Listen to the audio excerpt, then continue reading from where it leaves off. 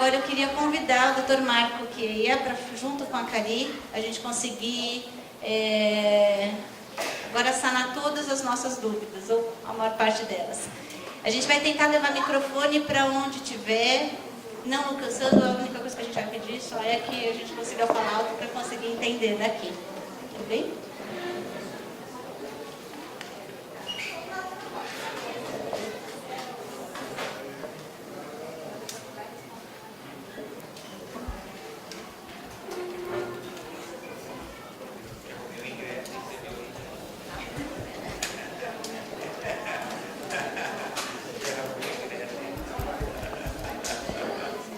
Gostaria de fazer 3 perguntinhas sobre... Foi falado sobre a telemedicina e as tecnologias na ELA. Eu gostaria de saber se lá no ambulatório de ELA está sendo usado aquelas balanças inteligentes que faz assim... tem mais precisão na pesagem dos pacientes, e se não... se isso seria viável para ter um acompanhamento melhor em todo o aspecto multidisciplinar.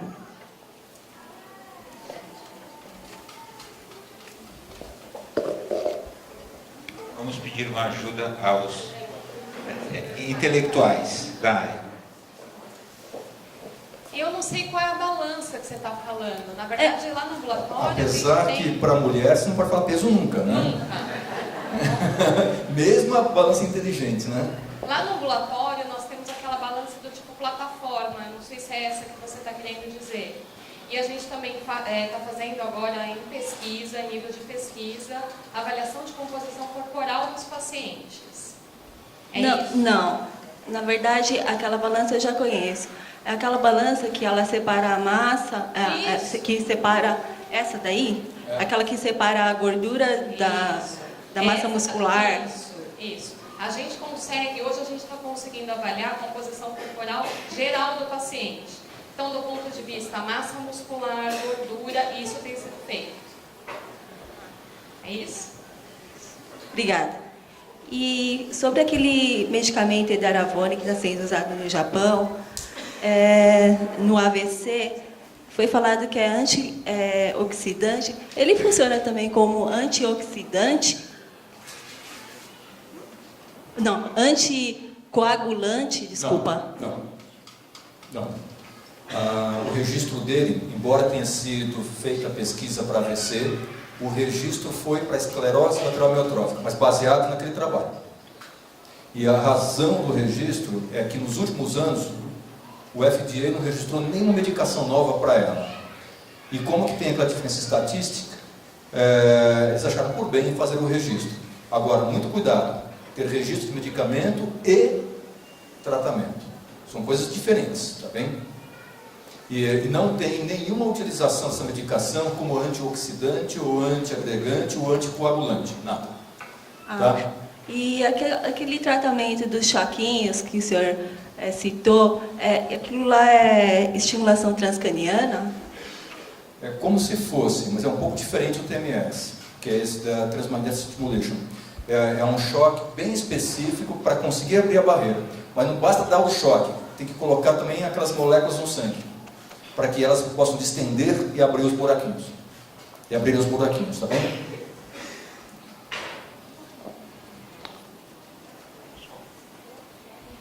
Boa tarde, meu nome é Geraldo.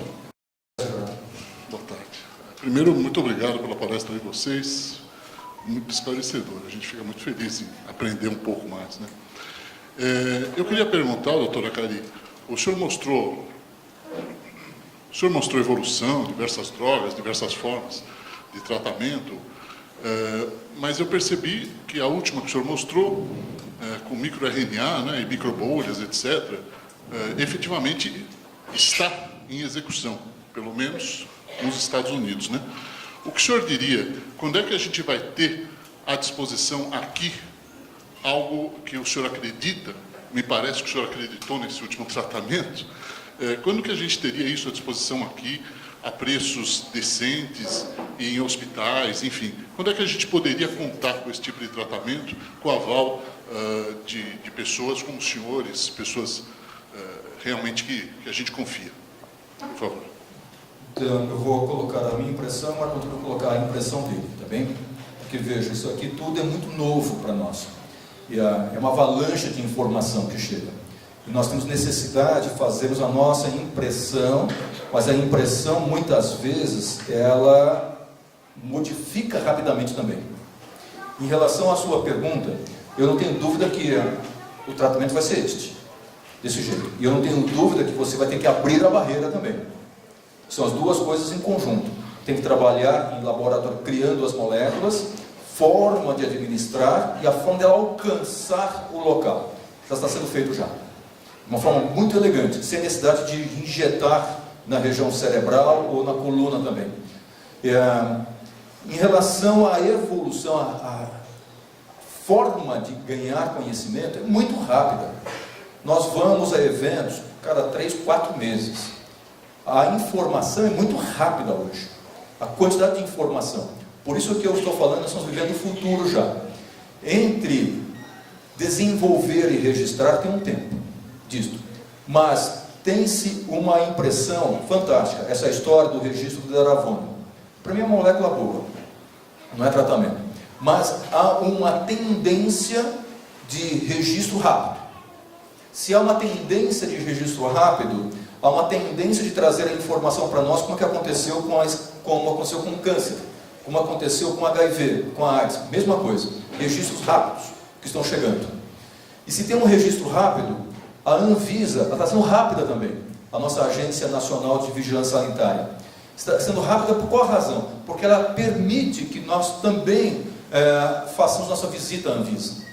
E essas informações já estão sendo passadas lá para eles também. Então já estão vendo isso já. Quando tivermos um tratamento que seja fora registrado, trazer para cá não demora muito. O grande problema que eu vejo depois é o orçamento, em relação à compra do procedimento, do tratamento. Em relação às máquinas, a importação não é tão difícil. A dificuldade é quando chega na individualidade. Quanto que fala-se a respeito de um tratamento pessoa anual com RNAi, que é aquela forma da RNA? $1 milhão ano. Nossa, esse é o problema. $1 milhão, 1.000 pessoas é 1 bilhão. São quantas laranjas exportadas? Um monte de laranja que aparece. É um monte de carne que se tem. É isso que a gente faz de troca. Por isso que eu falo, nós estamos muito atrasados. Muito atrasados. E nós estamos falando em fechar os nossos parques científicos. Não pode. Aqui nós temos que ser a esperança de uma geração que vem para frente. Nós temos que criar nossos parques, não sermos só importadores também. A forma de fazer só o pagamento, ela não é esperta, ela é burra. Porque nós ficaremos sempre à mercê do preço que vem de fora. Sempre. Mas essa condição do registro de uma medicação para uma doença rara como esta está sendo uma forma mais rápida também de pensar. Há uma liberdade um pouco maior. Se tem uma segurança no procedimento e se tem a potencialidade terapêutica, o registro é feito. Agora, depois, é a história do orçamento. Nós temos uma doença chamada atrofia muscular espinhal. É de criança. Ela não se mexe, ela não respira. O tratamento é com RNAi. E o tratamento é interessante. Ele melhora. Se dado de uma forma muito precoce para a criança. Mas é $1 milhão. Nós pagamos mais caro. Tudo que é fora é 2,5 vezes. Todo o preço fora é 2,5 vezes aqui. Tudo que é fora, 2,5 vezes. Se é computador, carro, é a mesma coisa. É 2,5 vezes. O Marco Antônio só vai completar e o senhor faz a réplica depois. Tudo bem? Mas o senhor faz a réplica já. Eu acho que o Acari falou aqui a respeito da parte governamental, de conseguir uma medicação, perfeitamente, eu concordo inteiramente com ele. A gente tem alguns pedágios que a gente paga muito caro, né? Na burocratização, que agora está melhor, a gente conseguiu representatividade com grupos de pacientes, de doentes que anteciparam a parte governamental, todo esse projeto, mas a gente peca muito na área da ciência. E quando os pacientes e as pessoas, os familiares envolvidos com essa doença, eles são movidos por um sentimento muito nobre, talvez mais nobre dos sentimentos que a esperança, né? Todos vêm aqui, todos estão aqui em função da esperança de conseguir alguma coisa. E a esperança, ela tem que ser moldada e tem que ser orientada sobre muito cuidado. Quando a gente escuta ou a gente vê o resultado de um trabalho desse, a primeira coisa que a gente vê é falar, eu quero comprar esse tratamento, porque eu quero mais esperança, eu quero mais sobrevida, né? E a indignação segue pelo mesmo lado quando a gente vê um trabalho negativo e tanto tempo e tanto dinheiro gasto num estudo feito como esse. É o preço da ciência, né? E a observação que a gente tem é que a gente pode ter esperança, tem alguma chance de esperança quando a gente vê um tratamento, nos dá um pouquinho de esperança quando a gente fala de 6 meses de diferença numa doença dessa. Mas nem sempre isso é bom. O que mais a gente passa para vocês aqui, a gente queria passar para vocês aqui, é que o tratamento individualizado, um RNI de interferência, é o mais importante atualmente da doença e com certeza vai ser o nosso foco. Tem se mostrado o foco da doença, né? Então, se a gente conseguir alguma medicação que melhore, né, uma medicação que consiga ser viável nesse meio, é lógico que a gente não vai querer fazer reserva de mercado e vai querer entregar para todo mundo da melhor forma possível. E nós estamos aqui com a associação, como médicos, embarcando nesse barco, entrando nesse barco junto com vocês. Mas o tratamento individualizado, com certeza, é o foco, né? E aí depende de toda essa parte burocrática. Como a gente vai conseguir isso? Como a gente vai conseguir desenvolver isso e comprar essa ideia? É uma luta que nós vamos ter que ter junto, né? Mas está muito caro aí, tanto no exterior ou aqui, como muito mais. Mas esse motivo, o foco é sempre manter tudo na maior parte possível. Sem falar da equipe multidisciplinar também, do tratamento multidisciplinar, tem que andar junto, que acaba encarecendo demais a doença. É por isso que a gente tenta proporcionar da melhor forma possível, né? E um detalhe, mesmo lá fora, não é tratamento ainda, tá? Não é tratamento. Então, esse é um detalhe importante. Eu quero para fora. Não é tratamento. E há pessoas, então, por exemplo, Nelson, eu quero ir lá para Boston. É gelada, está -8 lá hoje. É gelada. E assim, tem a vida dele parada, porque ele é motivo de pesquisa. E motivo de pesquisa, eles vão revirar naquela semana, na outra. A vida dele é parada. Do familiar também. Vai ganhar um número. Ganhou um número. E a vida é parada, porque eles medem tudo da situação. Que faz parte de um projeto de pesquisa. E a pessoa sabe exatamente qual que é a responsabilidade dela. Não é remédio ainda. Então, desculpe, gente, só a minha última pergunta. O que o senhor acabou de dizer corrobora, inclusive, a minha pergunta, que é a seguinte. Quando o senhor falou em caro, o senhor citou $1 bilhão, o que esclareceu bastante para a gente que é caro. Mas quando o senhor falou de tempo, o doutor Marco Antônio também falou em que temos que administrar e tal. E eu entendo, enquanto associação, enquanto política social, claro, ninguém pode dar tempo. Mas para nós que vivemos o problema, nós temos prazo de validade, né? Então, o que é tempo? O que é muito tempo ou pouco tempo nessa esperança que o doutor Marco Antônio citou? Se o senhor puder responder, naturalmente, talvez nem seja possível. Tempo é uma variável modificável. Totalmente. Depende do lado da porta do banheiro que você esteja.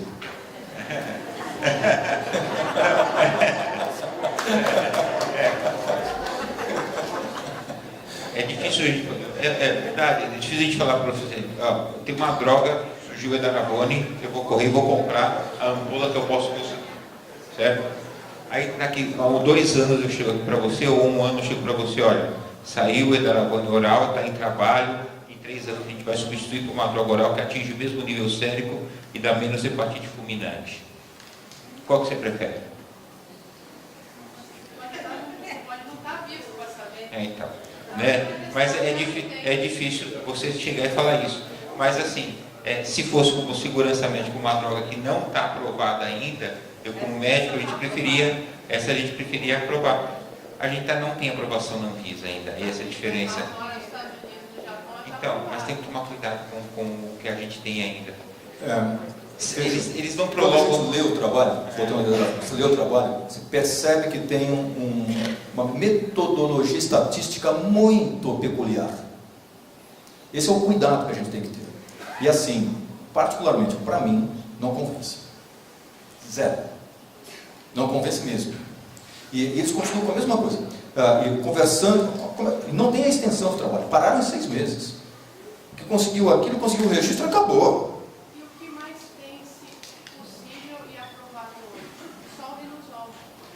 Tem aquela tendência da metilcobalamina, tem a tendência da serina ainda, que continua, né?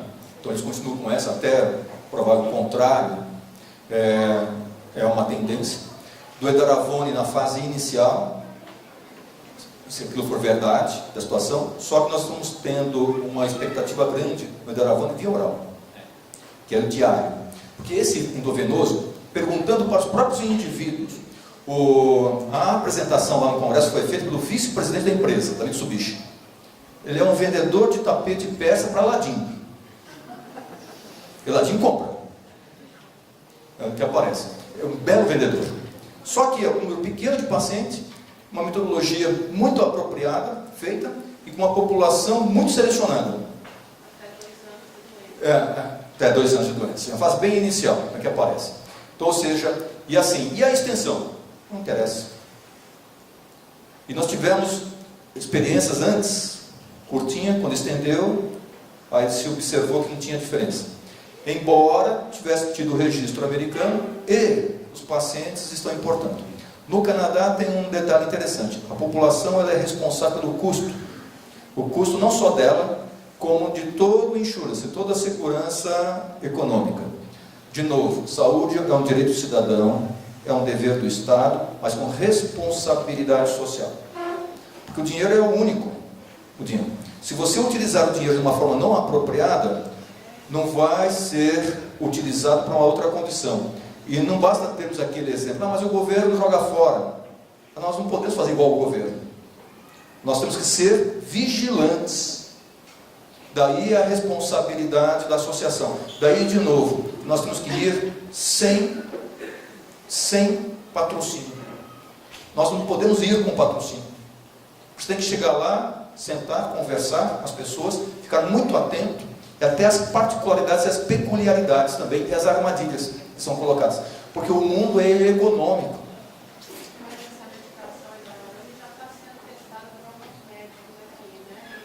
De novo, não vai ter resultado. Porque para você falar que tem resultado, tem que acompanhar o paciente, tem que medir o paciente. Escala funcional, respiratória, tal, mas daí de novo, nós na Escola Paulista de Medicina, nós estivemos sempre com um contato muito próximo da Abrela. Sempre próximo. E o paciente, mesmo o paciente que é privado, nós sempre pedimos, se inscreva na Abrela, se inscreva na Escola Paulista, porque faz o acompanhamento. Esse acompanhamento a gente faz as medidas. E essas medidas permitem dizer a evolução natural das coisas quando tratadas também. Daí, por exemplo, esclerose múltipla, que é um remédio que tem no SUS, de graça. Mas nós pedimos para as pessoas, façam acompanhamento público, para ser registrada a evolução da pessoa. Porque assim que foi descoberta qual que é a dosagem, qual é a forma melhor, tá? Porque a pessoa nos ensina. Eles passaram a informação, só que a população é japonesa, gene japonês, com comida japonesa, com sushi, com sashimi. Não tem nada no Brasil igual. Não tem nada no Brasil igual. O tipo de exposição é diferente? É diferente.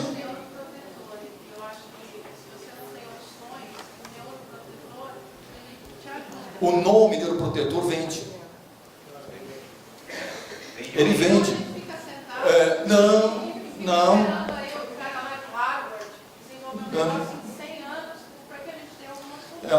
De novo, né? Eu sei que a gente fica angustiado. Agora, o pior é quando nós pegamos caminhos errados. Caros. Caminhos errados. E que mostra depois na frente que não funciona, ou que pode ser até ruim. Hepatite fulminante. Por exemplo, já começou a acontecer.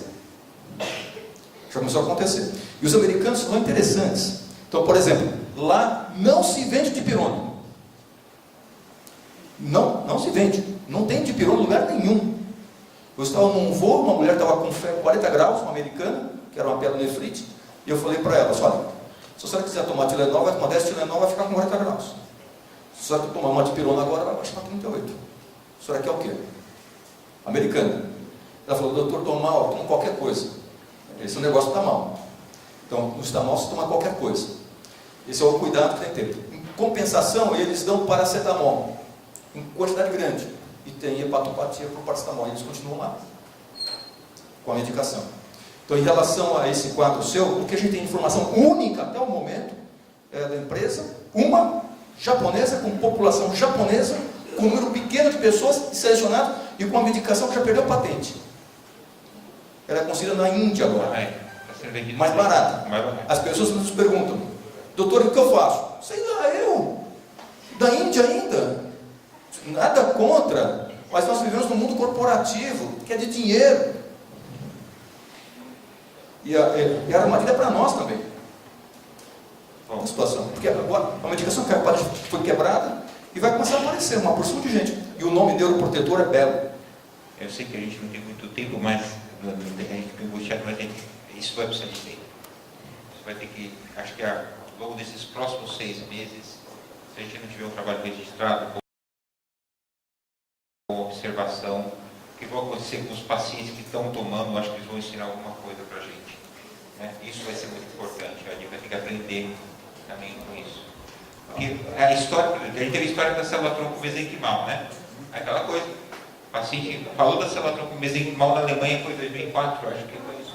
Todos, uma migração para Düsseldorf enorme, e assim a pessoa melhorava no começo, e depois em 3 semanas caiu, que a gente vê no trabalho até hoje. Né? Então, como aconteceu, e a pessoa que apresentou o trabalho também era um vendedor perfeito. E a gente viu que não funcionava para ninguém, todo mundo fez. E a gente avisou e conversou, os trabalhos são assim. E a gente, no ímpeto, tenta fazer isso. Então, eu acho que o tempo vai mostrar isso para a gente. Né? A gente está no começo, teve descobertas, e nada melhor do que o tempo, e a gente vai dando sempre a informação para não querer prejudicar, mas sempre querendo melhorar e tem que informar o que é positivo. Né? O que é positivo, e o positivo eu acho que vai chegar. Qual é o seu nome mesmo? Alessandra.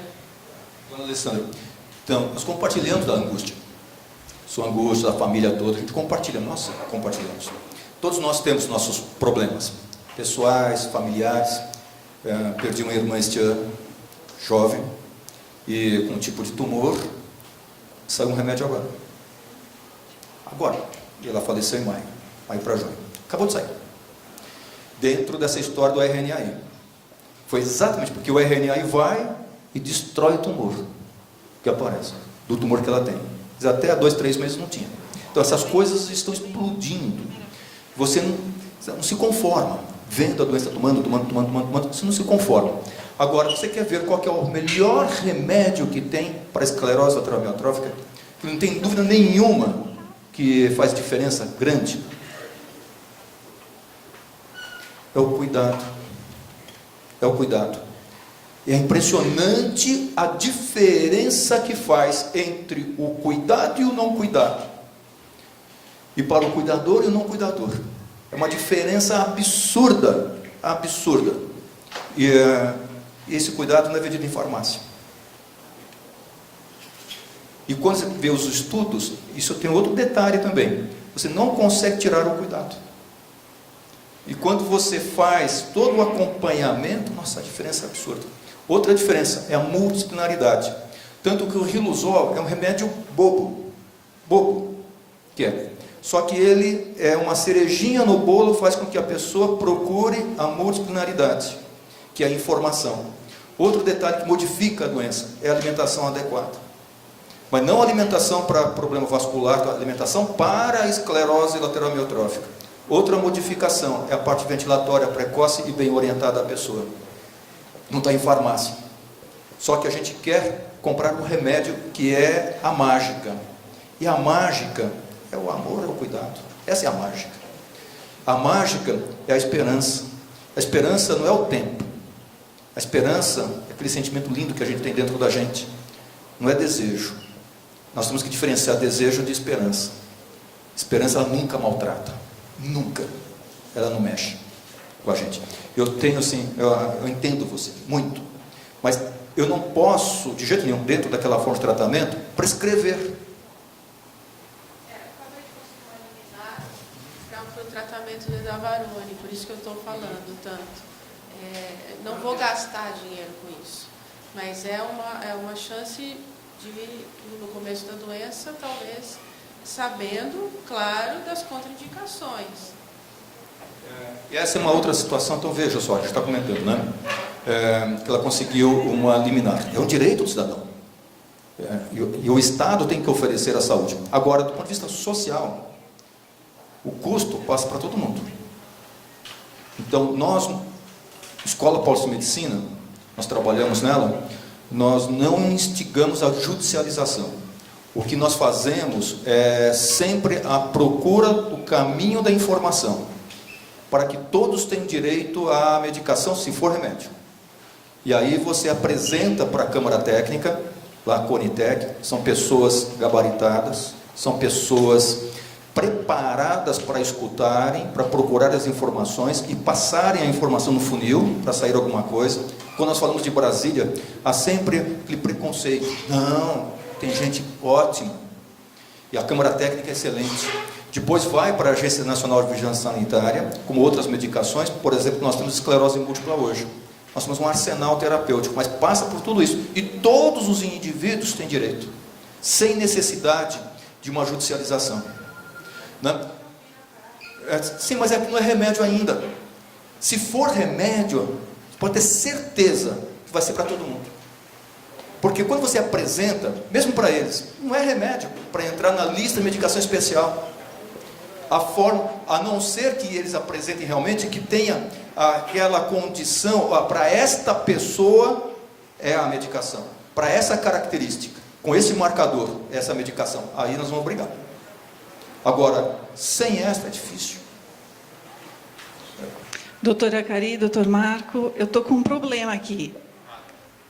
Eles, é a primeira vez que eles vêm aqui na reunião e estão com vergonha de perguntar. Vamos pagar R$100. Quem não pergunta, paga na saída. Não é? É. Como é que se chama? Eleia. Pedro. Eleia e o Pedro. Eles estão com dúvida a respeito da alimentação. Cadê o pessoal da comida? Está escondida. Quais os melhores alimentos? E a preocupação, porque... Então, doutora, a minha dúvida é a respeito, desde que meu marido foi diagnosticado, é a respeito da alimentação. A gente não teve um apoio na cidade que eu moro, assim, a respeito disso. As nutricionistas, assim, não sabiam responder certas coisas. Aí eu estive na Abrela, levei um livrinho, ela ficou de avaliar, só que a gente não teve aquele apoio, sabe? Sobre glúten, o que fazer para comer, se tem alimento que prejudica. É assim. A nutrição é um tratamento... A nutrição da doença neuromotor é uma nutrição extremamente específica. Porque, na verdade, não é tudo aquilo que as nutricionistas fora que vão recomendar que eu recomendaria. Então, eu vou te dar alguns exemplos, até porque a nutrição é muito individualizada. Só para que você tenha um geral. Até porque, em março, como a doutora Adriana explicou logo no início da reunião, a gente vai fazer uma nova reunião e aí sim, abordando os aspectos fonoaudiológicos e nutricionais, tá bom? Então, assim, eu acho que, só para deixar claro algumas coisas, a gordura tem um efeito protetor na doença. Então, tanto gordura do ponto de vista de composição corporal, como a gordura de ingestão. Só para vocês terem uma ideia, a gente tem alguns estudos mostrando que os pacientes que têm aumento de colesterol, aumento de triglicéridos, têm uma doença evoluindo muito mais lentamente. Tá bom? Então, eu acredito que se qualquer nutricionista orientar perda de peso ou diminuição de ingestão de gordura, isso seria ruim. Acho que um outro ponto de vista também importante é que a gente precisa tentar manter essa composição corporal. O que a gente viu é que os pacientes que têm perda de peso, a doença evolui muito mais rápido. Só que não é só a perda de peso, é a perda de massa muscular. Tá? A gente tem estudado, e é sobre isso mesmo que eu respondi logo no início, essas alterações de composição corporal. Então, uma ingestão maior de proteína é recomendada. Então, vamos pensar que em todas as refeições do seu dia, do dia do seu esposo, é seu esposo, né? Tem que ter um alimento proteico de origem animal, tá bom? Então, assim, são recomendações gerais, básicas, para vocês que não têm nenhuma. Se vocês quiserem vir conversar comigo depois para que eu responda a dúvidas específicas, estou à disposição, tá bom? Aqui. Tem ela primeiro, tem a outra. Ele toma rostratina? Não, porque... Rosuvastatina, isso. Na verdade, todas as estatinas de uma forma geral, eles diminuem a capa lipídica da membrana neuronal, favorecendo a evolução da doença, favorecendo o dano neuronal. Nós, de uma forma geral, contraindicamos o uso de estatinas. A gente tem que pesar o risco e benefício do paciente também. Paciente infartado, com muitos estentes, com nível de colesterol elevadíssimo, com risco de infarto muito grave, a gente entra em acordo com o cardiologista. Mas, de uma forma geral, quando a pessoa não está no risco grave, a gente não dá. Só para fazer só um adendo aqui com o Dr. Marco, do ponto de vista nutricional, nós não tratamos hipercolesterolemia. Nós não tiramos a gordura da alimentação. O colesterol protege. O colesterol elevado protege. Isso é muito individual, Normalmente o colesterol tolerado é em torno de 250, 240 a 250. O que entra em contradição com muitos cardiologistas, O LDL gira em torno até de o máximo em torno de 140, que a gente deixa chegar. A Sociedade de Cardiologia, a Sociedade Brasileira de Cardiologia divulgou, e os laboratórios, é importante ter o conflito de interesse, Os laboratórios das estatinas, eles fazem um pool e determinam as diretrizes cardiológicas para manutenção dos níveis de colesterol. Então, eles identificaram que o ideal para o nível de LDL, que é o colesterol ruim, é abaixo de 50. Isso é impossível. Isso é impossível para o ser humano. Então, eles não estão pensando em nada. Mas se vocês perguntarem aos seus cardiologistas ou quando forense, eles vão indicar um nível abaixo de 50. Isso não existe para ninguém e é até capaz de produzir várias doenças neuromusculares, não só esclerose lateral amiotrófica, como necrose muscular e outras doenças. Pode perguntar? Aqui. Diabetes. O diabético tipo 2, de uma forma geral, a pessoa que tem diabetes tipo 2, ela tem uma resistência à insulina. Essa resistência à insulina é protetora para desenvolvimento da doença.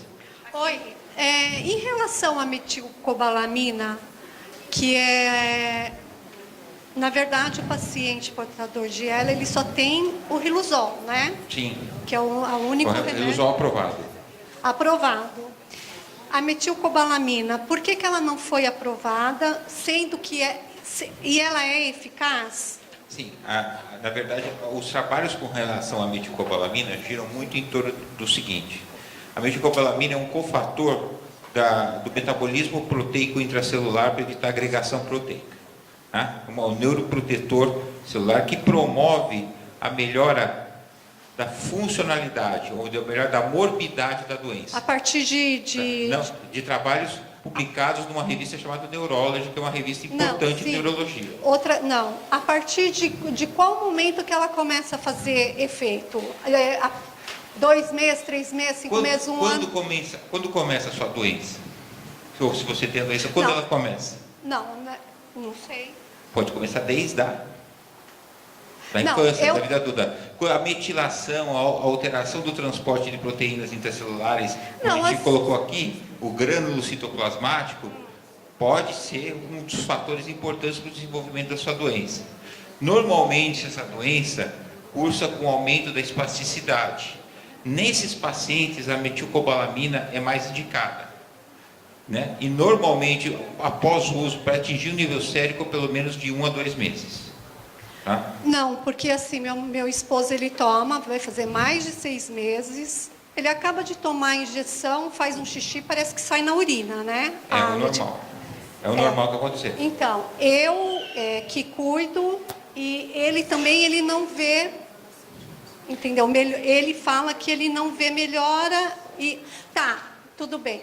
Outra coisa, o preço. Por que a Anvisa, já que é uma droga que ajuda ou que ainda está Por que ela não é liberada? Ela já foi levada à Anvisa, né? O problema é que nós temos a cianocobalamina, que é o Cronobê. Só que o Cronobê, ele é 5.000 miligramas. E a metilcobalamina é 50 miligramas, a dosagem. Então, são duas coisas diferentes. E a Anvisa não vai registrar uma medicação para uma doença. Ela registra o remédio. Então, veja assim, ela vai registrar uma medicação com uma dosagem específica para uma doença. Então, já tem. E a cianocobalamina, ela não ajuda, porque o mercúrio que tem junto é até tóxico, se não é o mercúrio junto. A ação dela, juntamente com o mercúrio, é tóxica para a célula, do que se tem. Então, a cianocobalamina não ajuda. E nós fizemos muita amálgamas dentários, que tem mercúrio no passado. E a metilcobalamina, a dosagem é muito alta, 50 miligramas. 50. Aquela metilcobalamina que é importada, que a gente poderia até conseguir a importada, só que a dosagem é 10 vezes menor do que da cianocobalamina. A importada que o senhor diz 500 é o que... micrograma, É essa que eu compro, que vem do Japão, é? Essa aí é muito baixinha, não resolve. Muito baixo não resolve. Tá, subdosagem. Ela tem que ser comprada aqui no Brasil. Manipulada aqui no Brasil. Ela tem que ser manipulada em dosagem alta. Não, eu tenho que gravar isso, espera um pouquinho. Isso. Então está sendo gravado. Não, você está usando subdosagem. Gravado. Porque a dosagem tem que ser alta mesmo. Então... Lembra-se daquilo que eu comentei a respeito, que tem que passar do sangue para chegar na célula? Isso, eu prestei atenção. Então, por isso a dosagem tem que ser cacetada mesmo. Então, todos esses meses que ele tomou, saiu realmente na urina como eu imaginei? E ela vai sair bem escura no xixi mesmo. Bem escura. Bem escura. Significa que é metilcobalamina. Tá, eu quero comprar essa que tem aqui, então. Exato. Eu tenho direito pelo SUS? Não, porque não Eu tem tenho registro. que comprar. E por que não tem registro? Porque a dosagem. Que é muito alta. A dosagem. De novo, entendeu? Porque tem a cianocobalamina, uma dosagem que a gente já tem. Isso foi já conversado com eles no SUS. Eles comentaram, não dá para nós registrarmos uma ampola, tal, não sei o que mais, com dosagem. Mas o pessoal de Minas Gerais, que é um laboratório específico, está tentando fazer o registro na dosagem que a gente está utilizando. Se eles conseguirem o registro, aí vai para aquela situação que eu comentei, da lista de medicamento especial. Ok. Mas quando não tiver, não tem jeito. Então eu não vou dar mais essa. Tem que ser manipulada. Tem que ser manipulada. Tem. Tá tudo gravado? Está gravado. Tá bom, Tá. porque ele não acreditava em mim. Então, como ele se chama? Ele? É. Luiz. Ele... Luiz. Luiz. Luiz, o seu nome mesmo? O meu nome é Márcia. Luiz, escute a Márcia, Luiz. Ele vai adorar isso. Ele vai adorar. Muito obrigada. Escute a Márcia. Tá bom? Me escute, olha, mulher é fogo. Eu tô ali todo dia, eu sei. Tem uma aqui que já pediu. Boa tarde. Ou seja, igualzinho, né? Mas a gente não está querendo a judicialização, né? O que a gente quer, o caminho é para que todos tenham direito, É que todos tenham direito, Esse é o caminho que a gente está tentando fazer. Olá, boa tarde. Meu nome é Anete, paciente Benedito de Oliveira. Tudo bem? Uma das coisas mais importantes que eu ouvi em toda essa reunião é na questão de como cuidar o paciente. O que me chamou a atenção foi com relação à terapia no que diz respeito à depressão. A gente sabe que para tratar um paciente de depressão, a gente tem que ter psicólogos. E como é que fica esse trabalho em relação à Brela? Porque, assim, toda vez que eu tive que tratar meu pai como psicólogo, eu tive que custear isso. E ela é muito cara. Mas ela é fundamental, gente. E paciente com depressão realmente faz a doença sair do seu eixo.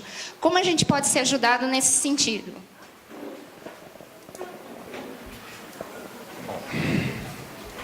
está correto. Eu acho que o tratamento, o amparo psicológico é fundamental, o tratamento psicológico é fundamental. E a gente tem esse serviço no ambulatório. O ambulatório, ele fornece esse tipo de serviço. A gente tem projetos de apoio psicológico. Eu não sei como anda o projeto, mas normalmente é um projeto, o Antônio o Antônio está aqui ainda, não sei se ele está aqui ou se ele foi, mas tem um projeto tutor em que alunos de psicologia visitam casas de pacientes e visualizam quais as necessidades de amparo básico que os pacientes têm, e junto com isso eles vão acompanhando os pacientes. É um trabalho desenvolvido pela Vera por pelo menos uns 10 anos, né, Karen? Então, eu acho que a gente visualiza isso de uma forma bem legal. E eu acho que lá no ambulatório também, a gente tria para identificar e já focaliza para o paciente passar lá, viu, Nédia?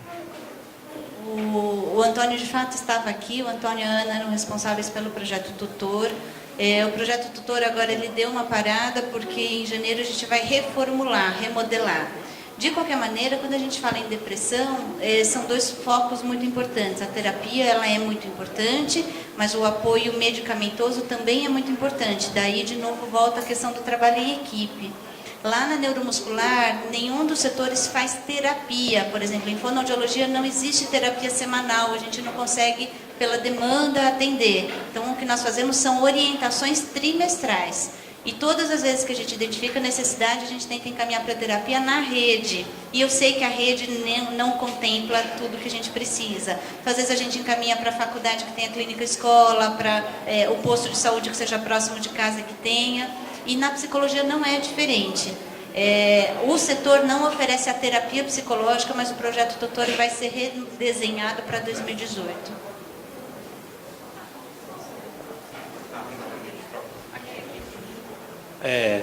Tudo bem, viu? É um prazer estar falando com vocês, pessoalmente. E eu ia fazer a pergunta sobre o meticobalamina, é isso, falei certo. Minha mãe está tomando e é manipulada daqui do Brasil, vendo de Minas Gerais. E eu ia falar, você falou sobre a tendência, né? Que era uma tendência, por isso que ficou minha dúvida. Eu falei, é uma tendência, só que minha mãe já está tomando, já foi prescrito por um médico do Hospital São Paulo. E eu então vou mudar a pergunta. Pode ser, assim, diagnosticado e em seguida, com prazo mínimo, já ser prescrito esse remédio e ela já está tomando? Porque foi muito rápido, assim. O diagnóstico e em seguida ela já começou a tomar. Se a gente for pensar no mecanismo fisiopatológico, sim. Né? E de acordo com a forma de apresentação da doença, no momento de apresentação, a gente já pensa numa forma que pode responder a meticobalamina. Sim, sim. Se a gente pudesse usar a medicação, se a gente pudesse só usar o Riluzol antes de dar o diagnóstico mais precocemente, a resposta seria melhor, né? Oi. Boa tarde já. Primeiro eu queria agradecer pela recepção que foi me dada hoje aqui, maravilhosa, por todo mundo que me atendeu aqui. Eu sou um novo portador dela. Primeira reunião que eu veio, me acessei a Brela. E parabéns pela apresentação dos doutores também. Eu tenho uma pergunta, primeiro, acho que para a diretora da associação. Por que não existe um projeto para que grandes empresas possam contribuir através do imposto de renda para a Brela? Não sei quem pode me responder essa pergunta. Adriana, você ouviu? Fábio. Repete a pergunta, por favor. Por que a Brela não tem um projeto para que grandes empresas contribuam através do imposto de renda para a Brela? Isso é uma coisa fantástica. Eu contribuo para várias associações e entidades. Vocês vão arrecadar muito dinheiro. Muito obrigada pela sua ideia. Eu acho que o advogado de vocês, parece que tem um advogado que poderia fazer esse projeto. Não, eu não sou advogado. Boa tarde a todos. Sou amigo da doutora Carri. Tenho um cunhado que é paciente de ela.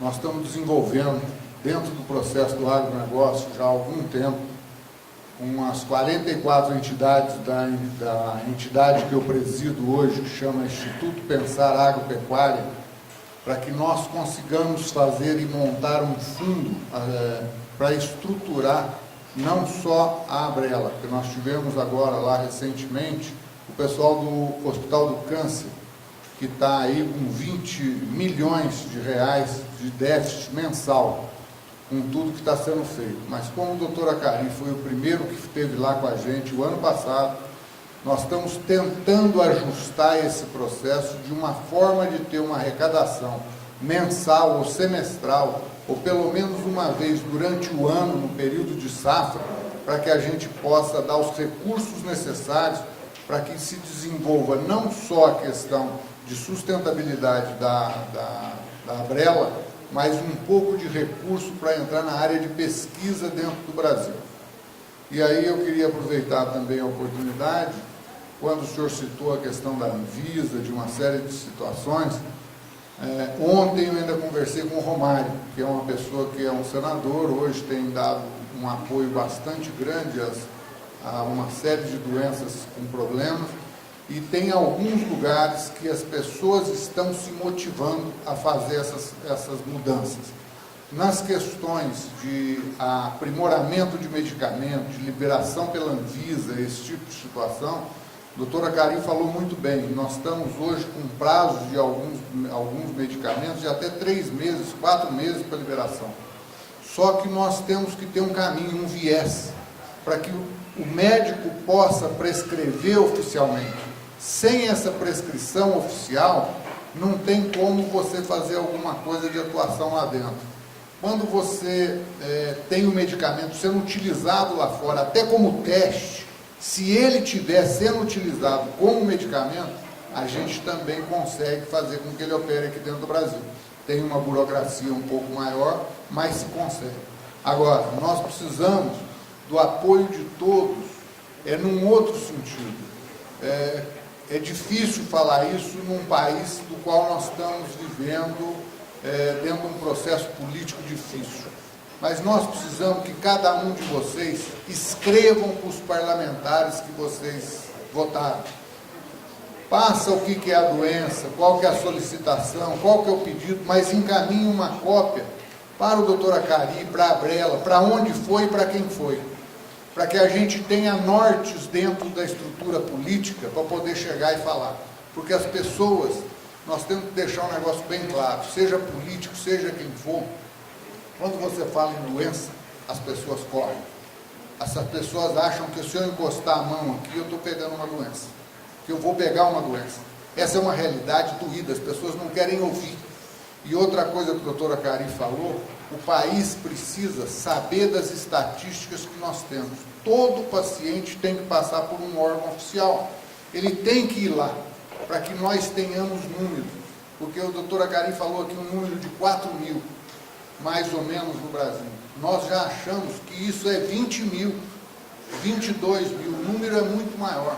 Porque quando você vê esse paciente, ele já está em óbito. Ele não chegou nem a ser diagnosticado. E ele é diagnosticado com outra coisa. Depois que o meu cunhado ficou doente, é que nós passamos a ter todas essas informações, porque eu não sabia nem o que era ela. A partir desse momento, é que nós passamos a correr atrás e ver as coisas e participar da vida de todos. Nós chegamos ontem em Ribeirão Preto, não estou me justificando por isso, mas nós chegamos em Ribeirão Preto ontem, era 2h30 da manhã, e eu consegui chegar em São Paulo, dirigindo às 7 horas da manhã, para poder estar aqui hoje, para ouvir de vocês o que está acontecendo, para poder reprisar o que se passa lá.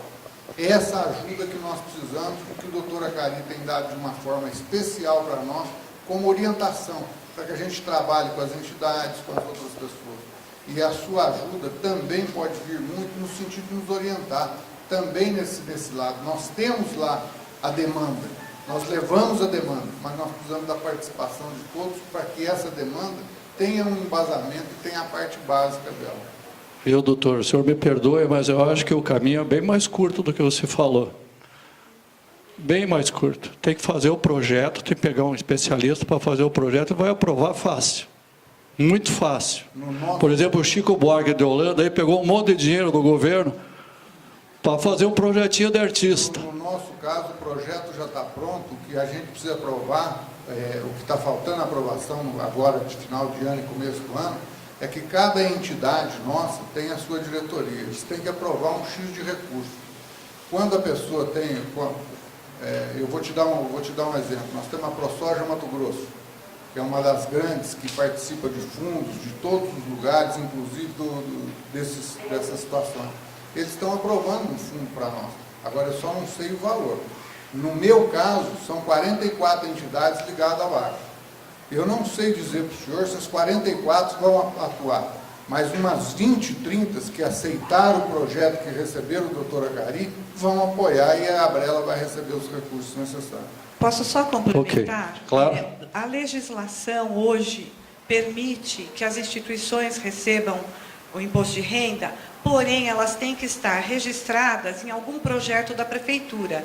E esses projetos têm nomes, ou seja, projeto para o idoso, projeto para isso, projeto para aquilo. A Abrela, por enquanto, não se enquadra em nenhum dos projetos, porque eles restringiram, com a lei, eles restringiram o modo das associações receberem o imposto de renda. Então, para criança e adolescente tem, para idoso tem, mas para a Abrela a gente não está no idoso, nós não somos mais nem assistência social, eles estão querendo mudar. Então, nós vamos agora, junto com a nova diretoria, ver, nós vamos conversar com o governo e ver em que situação que a Abrela vai se encaixar daqui para frente, para a gente poder continuar trabalhando, porque nós até, a pessoa que foi lá fazer a visita até chegou a falar, olha, se vocês não se enquadrarem, vocês podem até ser lacrados. Então, nós temos que fazer um trabalho agora de acomodação e adequação, porque para receber o IR não basta, se ele conseguir o projeto, ok, mas para hoje recebermos, teríamos que estar ou dentro do projeto do idoso ou criança e adolescente. E não é o nosso caso. Né? Está entendido. Obrigado. Tá, obrigada. Uma limitação grande, restrição grande. Então, nós temos duas situações. O seu questionamento é perfeito, assim como o doutor Fábio, perfeito também. Nós temos a Abrela, que é uma associação de pessoas, como nós, aqui nós somos uma família, e nós temos a Escola Paulista de Medicina. Ela que faz a pesquisa, a investigação, a pergunta tem que ser muito boa. Se você tiver uma pergunta boa, o projeto ele é bem feito. Se não tivermos uma pergunta boa, esquece do projeto. A Escola Paulista de Medicina é para fazer a pergunta boa. Qual que é o setor que nós atendemos? A neurologia. Dentro da neurologia, neuromuscular. Nós nos encontramos numa casa. A casa é alugada. Ela é paga pela Escola Paulista de Medicina. Eu recebi, desde abril, um despejo. É a casa que faz o atendimento às pessoas que estão aqui. Que aparecem. E o atendimento ele é multidisciplinar. Multidisciplinar significa que nós temos médicos, terapeuta ocupacional, contratados, somos 7, contratados pela universidade. O restante do pessoal, tudo voluntário. E o grupo é mais ou menos umas 150 pessoas que fazem uma atenção lá. E a atenção, ela é feita não só no sentido de assistência, porque a assistência, ela é cara, assistência, ela pega os recursos todos. Nós temos que fazer parte educacional junto. Parte educacional para multiplicar a informação. Multiplicando a informação boa, barateia. E o interessante é que nos congressos médicos, o Nelson é médico, é colega nosso. Nos congressos médicos, existe lá a situação prescritor e não prescritor. Do ponto de vista legal pela AMB, eu estaria impedido de estar aqui hoje, de passar informação de medicamento. Impedido. Nos congressos médicos, quem não é médico não entra na sala que vai ser discutida uma medicação nova. É um absurdo no século XXI. Nós estamos perdendo a guerra para a internet do fake news, ou seja, da falsa notícia. Se nós não aproveitarmos um evento como este, para passarmos a nossa impressão para as pessoas, para se sentir mais protegidas, mesmo sem medicamento, como a nossa amiga estava falando aqui, se nós não aproveitarmos isso, fica caro. A parte educacional, ela barateia muito, muito. E, logicamente, que a pesquisa.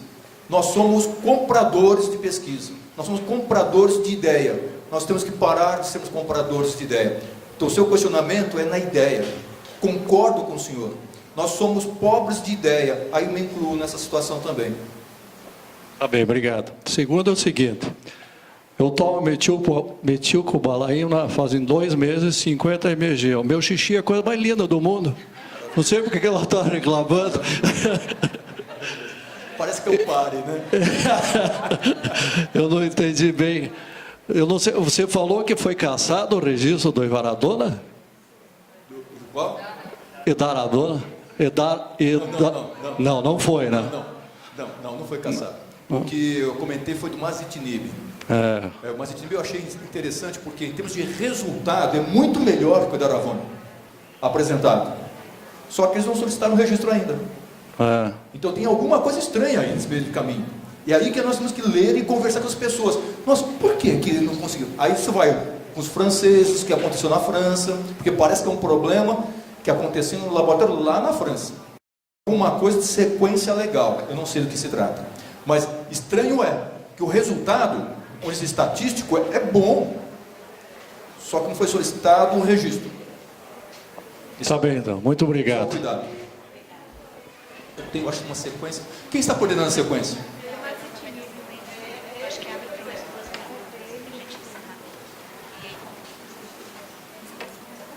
São 20 para as 3, nós vamos até 15 para as 3, tá bom? Porque nós vamos tirar a fotografia, todo mundo junto ali fora, que é um local lindo, maravilhoso. Esse local aqui tem o nome é lindo, Sagrada Família. Nós estamos no momento de Sagrada Família. Então agradecer a Deus essa oportunidade, tá bem? Olá, doutor Acari, é um prazer conhecer o senhor pessoalmente. Eu, na verdade, ouço bastante, leio bastante com o Farinelli, que é um grande admirador, e eu vi que a pergunta dele é pertinente, porque, na verdade, a gente fica sempre buscando uma forma de resolver a coisa, né? Do mesmo jeito que eu vejo que o senhor acaba falando que a solução que o senhor encontra hoje, muito boa, evidenciada pelo senhor agora, eu vejo que uma forma que está sendo desenhada ao mundo moderno é onde a gente possa desenvolver novas técnicas para atrair o dinheiro. Nós estamos tentando falar aqui a respeito de como extrair um pouco do dinheiro do governo, mas não, nós temos aqui, talvez ele mesmo seja um empresário, nós temos aqui uma pessoa do agronegócio e talvez nós tenhamos que oferecer para o mercado farmacêutico uma nova moeda para que eles possam nos trazer dinheiro e verba para que a gente possa cuidar das pessoas. Então eu acho que novas ideias, elas sempre são bem-vindas, e eu acho que quanto mais a gente juntar empresários com uma visão moderna, eu acho que a gente consegue trazer dinheiro para todo mundo. Muito obrigada pela colocação. O que eu queria dizer para vocês, e já deixar a associação desde já de portas abertas, na verdade, quando a gente recebeu a tarefa e aceitou assumir a gestão, fizemos já uma reunião agora nesse final de ano e agora no início de ano para fazer o cronograma não só das atividades, mas de pensar em estratégias das duas coisas, tanto da captação de recursos como de aumentar a visibilidade da associação. São coisas muito importantes, são dois braços. Um projeto não anula o outro, eu concordo com você. Todas as boas ideias são sempre muito bem-vindas. Então, vocês têm o contato da Brelo, vocês têm o e-mail, têm o site, nós estamos à disposição de verdade. Eu queria marcar uma reunião com você para a gente poder pôr na mesa e colocar algumas ideias. Perfeito. Todos são sempre muito bem-vindos. A gente só tem muito a agradecer, porque se não fossem vocês aqui, essa reunião não aconteceria. Nem a reunião, nem a associação ao longo de todos esses anos. Então, a gente quer, em nome de toda a diretoria, de toda a associação, agradecer de coração pela presença, pelas contribuições, pela participação. A gente quer, sim, convidar todo mundo para tirar foto lá fora, porque a gente precisa dar esse peso, né, assim, importante, e poder dizer, olha como a casa estava linda, que bom que a casa está cheia, assim, isso daí sempre é muito bom. Eu sei que algumas dúvidas podem ter ficado e, eventualmente, as dúvidas surgem quando a gente chega em casa. Continua o e-mail à disposição, vocês podem mandar, porque isso sempre é direcionado para o profissional, para que ele possa responder. Tudo bem? Oi, boa tarde, doutor. Bem rapidinho. Foi divulgado os efeitos colaterais do Mazitinib? Toda medicação tem. Em relação ao masitinib, eu acho que viu rapidinho, acho que passou um dos slides. Então, tem até em relação a efeitos adversos. Tontura, que é uma das condições, grave nenhum. Okay. Alguma coisa grave nenhuma. Agora, há certas pessoas que estão trazendo o masitinib sob aquela forma de aplicação veterinária. Sim. Os corintianos, pode. E doutor, tem alguma previsão da fabricação via oral do Radicult? Deram alguma previsão assim? Não deram. Tá ok. Estão fazendo, eles não deram. Tá, obrigada. Mas, do que apareceu, para mim, foi a mais interessante. Porque, do ponto de vista assim, de nível plasmático, ou seja, a quantidade da medicação no sangue, ela é melhor do que da forma endovenosa. Doutora Cari, última pergunta. Sobre olanzapina. O doutor Marco Antônio, olanzapina, ela é recomendável ou não? Não, eu acho que assim, é um trial, algumas pessoas estão usando, mas provavelmente vai entrar na mesma critério que o Hevia, que era utilizado para controlar o fluxo também transporte axoplasmático, transporte axonal, parece que colabora com as partes associadas ao quadro demencial. Tem algumas pessoas usando, mas eu acho que uma droga que tem que tomar bastante cuidado.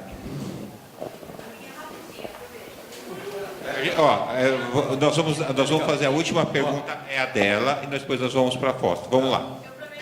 Não tem problema. Eu tenho um grave defeito, não tenho pressa. E eu queria... Ele comentou sobre o Sirena, ele falou que era eficaz, alguma coisa assim.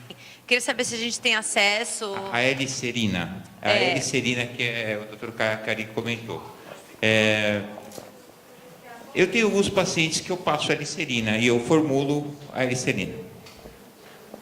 A gente formula e assim, quando eu devo tomar da L-serina? É o quanto eu consigo tomar sem efeitos colaterais indesejáveis e quanto não provocar hepatotoxicidade e nefrotoxicidade pela droga.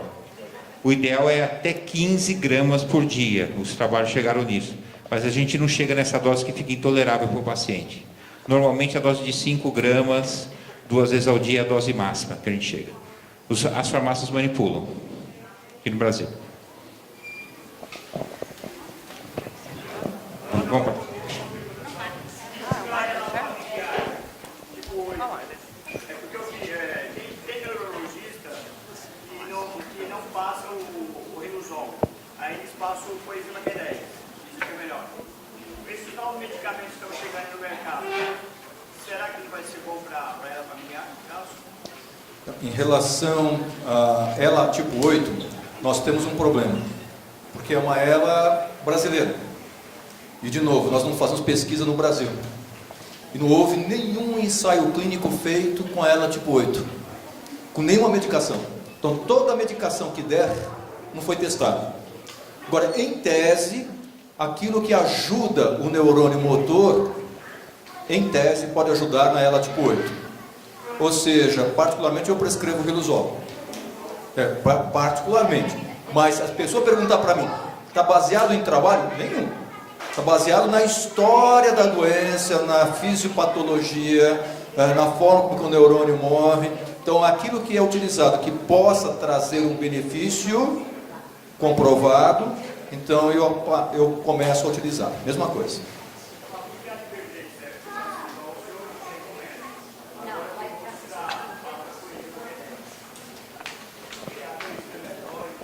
Em relação a Q10, ela é utilizada para a doença da mitocôndria. E eu sou da época que eu prescrevia Q10, 50 miligramas 2 vezes ao dia. Q10 é aquela mesma substância presente nos cremes que as moças utilizam, que custa 600 a R$1.000 cada tubinho. Daquele lá, para anti-envelhecimento. Aquela história que é anti-envelhecimento, anti-metabólico, antioxidante, são palavras bonitas e vendem essas palavras. A Q10, ela funcionaria como nessa situação. Eu prescrevia 50 miligramas 2 vezes ao dia. Hoje, para tratar as doenças mitocondriais, é 1.000 miligramas. E se acreditar que, portanto, haja um comprometimento mitocondrial na ela, vai ter que ser 1.000 miligramas, porque caso contrário, não está tratando.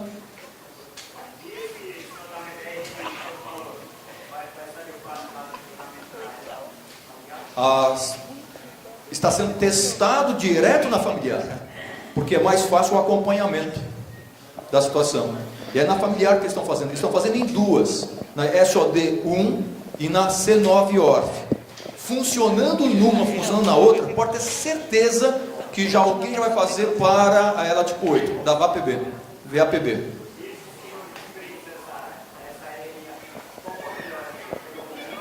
Não, lentificação.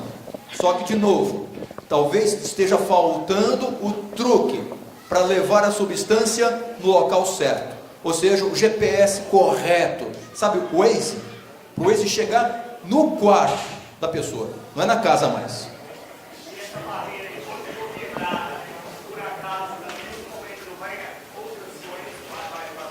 Por isso que eles estão procurando segurança.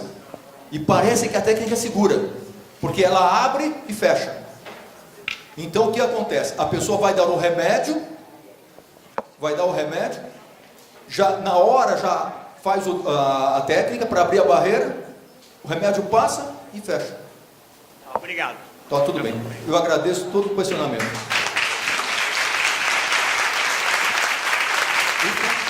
Vocês perguntam pesado, hein? Meu Deus! Tá louco? Ele vai dar a sua aula.